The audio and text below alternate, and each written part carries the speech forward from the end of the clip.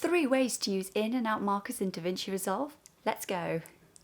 Okay, so the first way to use markers is in the source display here. So if I play the clip, the first marker if I have here, so this is the in marker. Now if I want the end to be here, that is the out marker, as you can see there. I can now just drag this clip and it will drag just that portion into the main timeline. This just here is the marker section for the main timeline. So just so you want to select part of the main timeline itself, you can just press I, which is for the in marker. Move the pointer to where you want it to, and then press O, which is the out marker. So if I move it just here, O.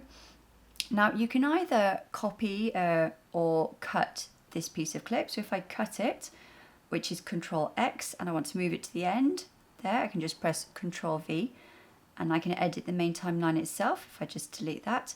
Another way to use the markers in the main timeline is as an editorial note for other people that you're collaborating with.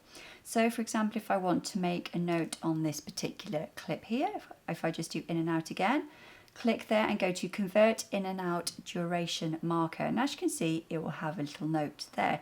Double clicking on it, I can write a note. So if you just say note for Bob, and there you can write your note in the notes box. You've also got keywords, and you can also change the color of your markers as well. So if you collaborate with multiple people, they could have different colors. For example, if I want Bob to have green, then all these notes are going to be for Bob.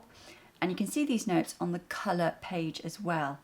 Now, as you can see there, there's the note, but if I just drag it across, you'll see that as soon as it gets to that section where the marker is, you'll see the note directly over the top. And there you have it, how to use in and out markers in DaVinci Resolve.